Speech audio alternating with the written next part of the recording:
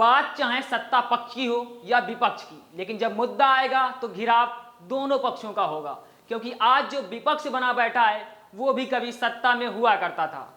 हाँ, ये जरूर कहा जा सकता है कि वर्तमान के मुताबिक उस समय लोग कम परेशान थे। जब बात लोगों की परेशानी की आती है तो उसमें रोटी, कपड़ा और मकान के साथ साथ और न जाने कितने मुद्दे सरकार की पोल खोलते दिखाई देते हैं।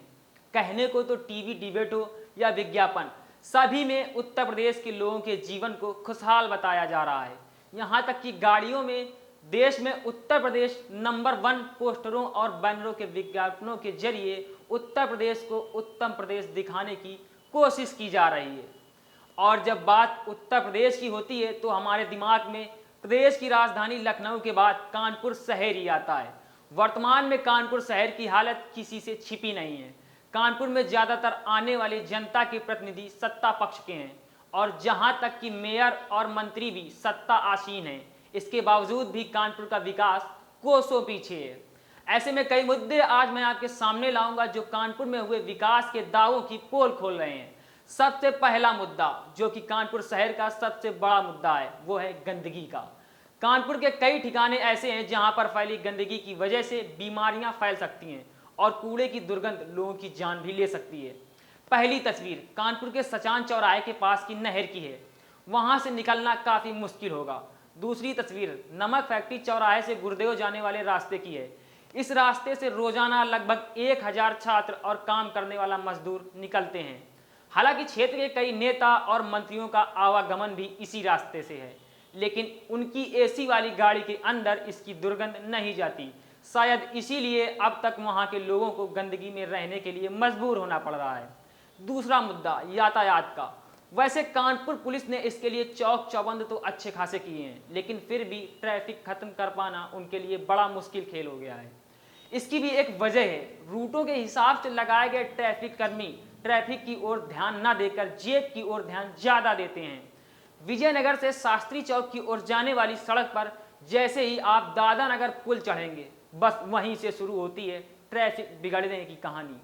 जबकि वहां पर जाम लगने जैसी कोई वजह नहीं है, क्योंकि उधर से आ रहे लोग तो फ्लाईओवर से ही आएंगे और इधर से जाने वाले लोग नीचे से जाएंगे, तो जाम लगने जैसी परिस्थिति वहां नहीं और उल्टा कोई जा नहीं सकता, क्योंकि उल्टा जाने वालों के लिए पहले से ही प्रशासन हाथ में मोबाइल लिए खड़ा है। जब इतनी अच्छी व्यवस्था है तो फिर रोजाना ये जाम आखिर लग क्यों रहा है? अब आप क्रॉसिंग का हवाला तो बिल्कुल मत दीजिएगा, क्योंकि क्रॉसिंग से निकलने वाले लोग एक साइड से ही जाते हैं और दोनों तरफ से नहीं। और हाँ, मैं सिर्फ इस चौराहे की बात नहीं कर रहा हूँ, और भी ऐसे रास्ते हैं जिस पर जाम से निजात दिला पाना प्रशासन के लिए एक सवाल है। बात अगर तीसरे मुद्दे की करें तो तीसरे मुद्दे से आप हाल ही में गुजरे होंगे और शायद अभी कुछ दिन आगे भी गुजरें, क्योंकि जब तक बरसात रहेगी तब तक आप इससे गुजरते रहेंगे। बीते दिनों हुई बारिश ने शहर का वो हाल कर दिया जो किसी से छिपा नहीं है। लोगों के घरों में जल भराव की स्थिति भयावह लेती जा रही, जिसका प्रत्यक्ष प्रमाण मैंने खुद देखा है।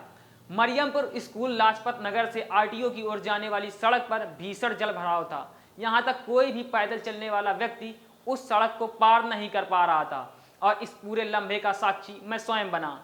शहर के अलावा देहात में भी जल भराव से लोगों का जीवन अस्त व्यस्त हो गया है। ये बताते हुए काफ़ी अतिशयोक्ति होती है कि चाहे बात नगर की हो या देहात की, ज़्यादातर सीटों पर सत्ताधारी विधायक और सांसद मौजूद हैं। उसके बाद भी कई सालों से इस समस्या की सूरत और सीरत दोनों नहीं बदली और शायद आगे भी ना बदले, क्योंकि वादों के बाद भी अब तक हालात नहीं बदले। खैर, वो बात अलग है कि विज्ञापनों में उत्तर प्रदेश को नंबर 1 बताया जा रहा है। उत्तर प्रदेश के समस्त जिलों के आसपास होने वाली हर घटना को उठाएंगे हम। अगर आप भी किसी समस्या का सामना कर रहे हैं तो लिख कर भेजिए हमको kabirnews2017@gmail.com पर। हम उठाएंगे आपकी हर समस्या को बड़ी बेबाकी के साथ।